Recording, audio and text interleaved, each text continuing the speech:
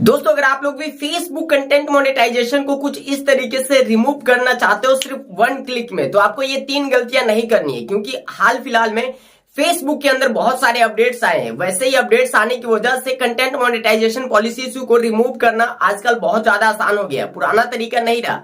पहली गलती तो आपको ये नहीं करना है कि फेसबुक पर जो आपके वीडियोस है उसको डिलीट नहीं करना है। अगर आप लोग डिलीट कर रहे हो तो भाई आपका कंटेंट मोनेटाइजेशन पॉलिसी इशू जल्दी नहीं रिमूव होने वाला है, बल्कि हो सकता है कि कभी भी ना रिमूव हो। और दूसरी जो कि सबसे ज्यादा लोग गलती कर रहे हैं वो ये कि आप बहुत सारे लोग ये कर रहे हैं कि फेसबुक पेज पे या फिर प्रोफाइल पे सिर्फ लाइव वीडियोस को छोड़ दे रहे। तो भाई अगर आप लोग लाइव आ रहे हो और लाइव वीडियोस को छोड़ दे रहे हो और जो आपका कंटेंट है उसको डिलीट कर दे रहे हो, तो ऐसे में भी आपका पेज जो है कि कंटेंट मोनेटाइजेशन पॉलिसी इशू को रिमूव नहीं कर पाएगा। ठीक है। और तीसरी जो कि सबसे ज्यादा इंपॉर्टेंट है और सबसे ज्यादा लोग यही गलती कर रहे हैं वो ये कि बहुत सारे लोग फेसबुक टीम को रिपोर्ट पे रिपोर्ट मारे जा रहे हैं। तो भाई ऐसे में तो आपका फेसबुक पेज या फिर प्रोफाइल कभी भी content monetization policy issue remove नहीं कर पाएगा, ना ही फेसबुक टीम आपके फेसबुक पेज या फिर प्रोफाइल से रिमूव कर पाएगी। आज की इस वीडियो में मैं आपको बताने वाला हूं कि कैसे आप इस तरीके से फेसबुक कंटेंट मोनेटाइजेशन को कुछ एक झटके में ऐसे रिमूव कर सकते हो, वो भी आसान तरीके से।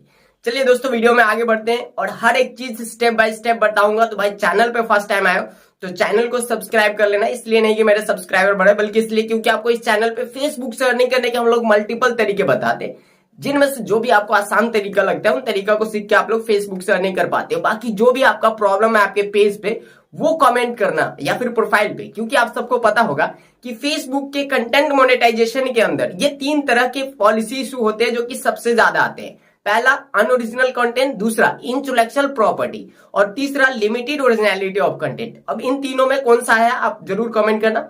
और 2 और नया है पेज नॉट एलिजिबिलिटी और यूजर नॉट एलिजिबल, और एक और आया है रिस्ट्रिक्टेड कैटेगरी वाला। तो ये 5 हो गए, लेकिन जो सबसे ज्यादा इंपॉर्टेंट है और सबसे ज्यादा आता है वो 3 है, इंटेलेक्चुअल प्रॉपर्टी, अनओरिजिनल कंटेंट और लिमिटेड ओरिजिनलिटी ऑफ कंटेंट। तो इन तीनों में कौन सा है, ताकि उसके लिए आपको उसी तरीका से बताया जाएगा कमेंट में कि आप इसके लिए कौन सा प्रोसेस करो ताकि आपका जल्दी से जल्दी ठीक हो। ठीक है ना दोस्तों। चलिए अब मैं मोबाइल की स्क्रीन पे ले चलता हूं और सबसे पहले आपको कुछ चीजें बताता हूं जो कि बहुत सारे क्रिएटर्स सोच रहे होंगे कि भाई हमारे पेज पे कुछ इस टाइप का इशू है तो उसको कैसे ठीक करें, इस टाइप का इशू है तो उसको कैसे ठीक करें। हर एक चीज आपको डिटेल में बताएंगे, तो वीडियो को ध्यान से देखना। सबसे पहले तो हम लोग कुछ नए क्रिएटर्स हैं उनके लिए बात करेंगे कि भैया अगर आप लोग एक नए क्रिएटर्स हो और आपने हाल ही में अपना फेसबुक पेज बनाया है, तो आप लोगों को क्या करना है, पेज रिकमेंडेशन में जैसे आप क्लिक करते हो वहां पे जो रिस्ट्रिक्टेड मोनेटाइजेशन आपका लिखा होता है पेज स्टेटस पे, वहां पे जब आप क्लिक करोगे ना रिस्ट्रिक्टेड मोनेटाइजेशन पे, तो वहां पे क्लिक करने के बाद कुछ आपको इस तरीके से बताएगा प्रिफरेंस नॉट स्टेबलाइज। अगर आप वहां पे क्लिक करोगे तो आपको साफ साफ बताएगा कि भाई आप 30 दिन से पुराने नहीं हुए हो, इस वजह से आपके पेज पे कंटेंट मोनेटाइजेशन आया। और ये एक फेसबुक का रूल है, जब तक आपका पेज 30 दिन पुराना नहीं होगा तब तक आपका कंटेंट मोनेटाइजेशन पॉलिसी इशू नहीं हटेगा। तो जो नए क्रिएटर्स हैं उनके लिए ये चीजें पहले बता दिए ताकि उनका टाइम वेस्ट ना हो आगे का वीडियो देख के, यानी कि आगे का पूरा प्रोसेस देख के, क्योंकि कुछ लोगों का प्रेफरेंस नॉट स्टेबलाइज है। चलिए उसके बाद जो जिनका प्रॉब्लम है उनके बारे में बात कर लेते हैं।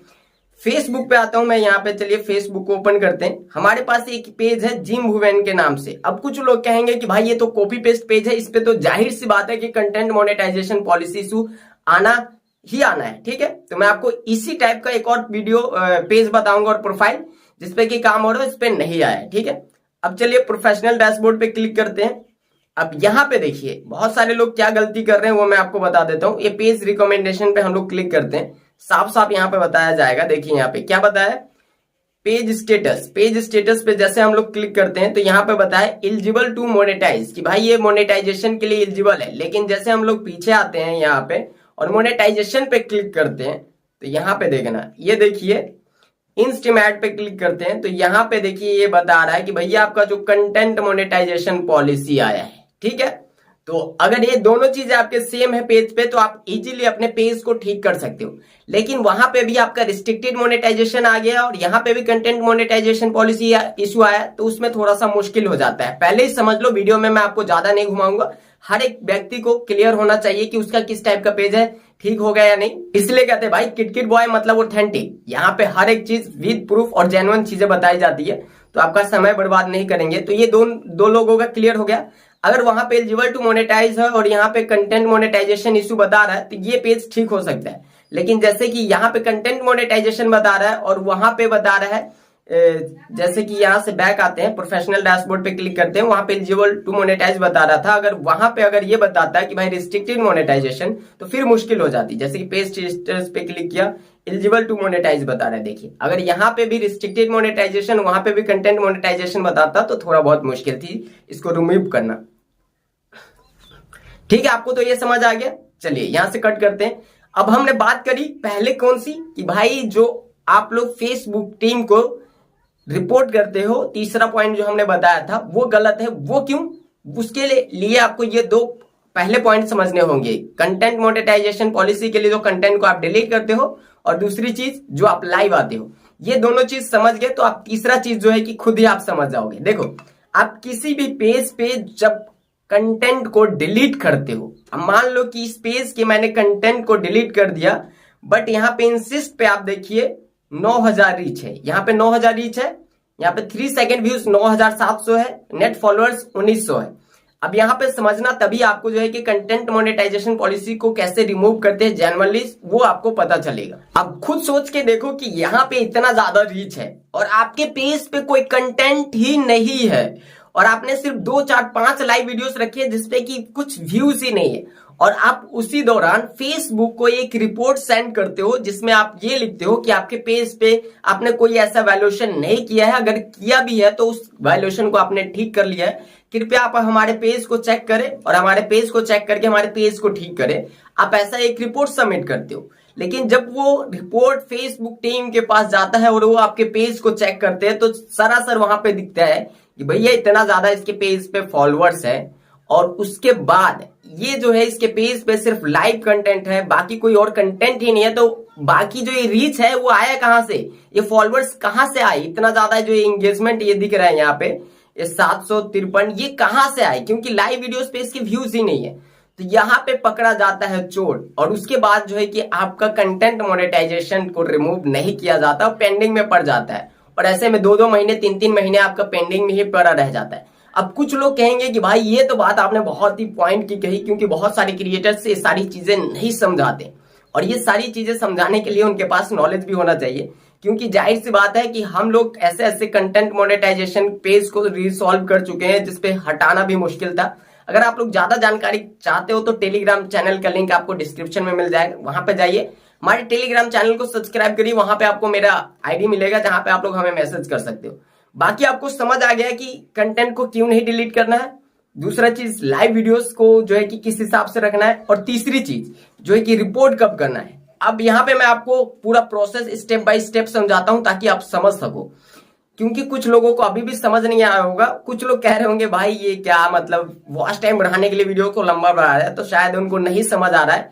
इस वजह से देखो, जब सर से ऊपर बात निकलने लगती है तो वह सारी बातें बकवास लगने लगती है, और कुछ लोगों को शायद लग रहा होगा, क्योंकि उनको ना ऐसा लग रहा होगा कि कोई ऐसा प्रोसेस बताया जाएगा जिस प्रोसेस को फॉलो करके और हम लोग उन सेटिंग्स को ऐसे करते जाएंगे और 1 मिनट में ठीक हो जाएगा। तो वैसा नहीं होता है कंटेंट मोनेटाइजेशन पॉलिसी के अंदर मेरे भाई, समझो।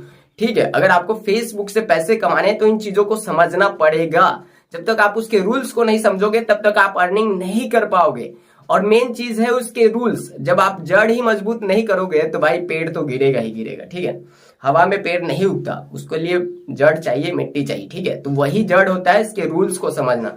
अब देखो यहाँ पे बहुत सारे क्रिएटर्स ज्यादातर यही करते हैं कि कंटेंट को डिलीट कर देते हैं, जो कि सबसे ज्यादा इंपॉर्टेंट है कि कंटेंट को आपको सिर्फ उन्हीं कंटेंट को डिलीट करना है जिन पे कंटेंट मोनेटाइजेशन पॉलिसी इशू आया है। बाकी कंटेंट्स को आपको रहने देना है। जैसे कि आप यूआर अलर्ट्स में जाके चेक करते हो तो कॉपीराइट आपको दिखाता है, या फिर आप फेसबुक के अंदर जाके जो आपका गूगल के अंदर का आप क्रिएटर स्टूडियो को ओपन करोगे तो वहां पे येलो सीसी दिखाता होगा। उन कंटेंट को सिर्फ डिलीट करना है, सारे कंटेंट को नहीं डिलीट करना होता है। अगर वो सारी चीजें बताऊंगा तो वीडियोस 20 मिनट की हो जाएगी और लोग बकवास करके जाएंगे कि भाई ये तो बहुत लंबा वीडियो बना दिया। ठीक है, तो ये सारी चीजें समझो। अगर आपको कंटेंट मोनेटाइजेशन को रिमूव करना है तो सबसे पहले आपको उन्हीं वीडियोस को डिलीट करना है जिन वीडियोस की जरूरत है, बाकी वीडियोस को रहने देना है, ताकि फेसबुक जब आपके प्रोफेशनल डैशबोर्ड यानी कि आपके प्रोफाइल को चेक करे, आपके रीच को चेक करे, तो उसको ऐसा महसूस ना हो कि यहाँ पे वीडियोस ही नहीं है और इतना ज्यादा रीच कैसा है। तो उसी हिसाब से आपको मैनेज करना है। और जब आप पेज बनाते हो तो पेज पे जैसे कि आपको 20 दिन बाद रिपोर्ट करना है, तो आज से ही लाइव आते जाओ। आज लाइव आए, कल भी आए, परसों भी आए, एक एक लाइव आते रहो। ऐसा ना हो कि फेसबुक टीम ने आपके रिपोर्ट को चेक किया और उसको पता चला कि ये तो हाल फिलहाल के 4-5 लाइव वीडियोस है, तो वैसे में आपके कंटेंट मोनेटाइजेशन पॉलिसी को रिमूव नहीं करेंगे। फेसबुक अभी बहुत ज्यादा स्मार्ट हो गया और इन चीजों में बहुत ज्यादा ध्यान रख रहा है। इसी वजह से मैं आपको कह रहा हूं कि आपको स्मार्टली ये सारी चीजें हैंडल करनी होगी। ऐसा नहीं कि आपने एक ही दिन में सारे वीडियोस को डिलीट कर दिया, लाइव आए एक ही दिन में 5-6 बार और एक ही दिन में रिपोर्ट कर दिया, सारे तीनों काम एक ही दिन में, तो ऐसे साफ साफ दिखेगा कि भैया तो एक ही दिन में, यानी कि इस पेज पे कुछ गड़बड़ है, पेंडिंग में पड़ जाएगा, आपका कंटेंट मोनेटाइजेशन पॉलिसी इशू नहीं हटेगा। तो चलिए इसको क्लोज करते हैं। आपको ये समझ आ ही गया होगा कि किस हिसाब से काम करना है और ये सारी चीजें ध्यान रखनी है, तभी जाके आपका जो है कि कंटेंट मोनेटाइजेशन पॉलिसी हटेगा। अब कुछ लोग जिनको लगता है कि वीडियो लंबा हो रहा है, उन लोगों को एक ही चीज कहूंगा कि भाई अगर आपको और इसके आगे का प्रोसेस जानना है कि कैसे कंटेंट को चेक करें कि किस कंटेंट में कॉपीराइट क्लेम आया है, किस कंटेंट से कंटेंट मोनेटाइजेशन पॉलिसी जो है आया है, या फिर किस कंटेंट से जो है कि हमारा दूसरे कंटेंट से कॉपीराइट मैच हो रहा है, किस कंटेंट को हटाना है, लाइव का प्रोसेस क्या होना चाहिए, रिपोर्ट करने का सही तरीका क्या होना चाहिए, कितने दिन बाद होना चाहिए, कब लगेगा कि हमारा पेज जेन्युइन है तब जाके रिपोर्ट करना है, तो उसके लिए कमेंट करो। ज्यादा से ज्यादा एक एक्स्ट्रा वीडियो बनाएंगे, क्योंकि पिछली बार भी मैंने एक 20 मिनट की वीडियोस बनाई थी जिसके अंदर बहुत सारे बात करके गए थे कि भाई बहुत लंबा वीडियोस बना दिया, बहुत लंबा वीडियोस बना दिया। तो भाई लेकिन जिन लोगों को पता है कि भाई इसमें बहुत ही अच्छा नॉलेज देके गया बंदा, वो लोग हमेशा कमेंट में थैंक्स या फिर हेल्पफुल इन्फॉर्मेशन वीडियोस ऐसे कुछ लिख के जाएंगे। तो मिलते फिर किसी दूसरे वीडियो में, तब तक अपना ख्याल रखना दोस्तों।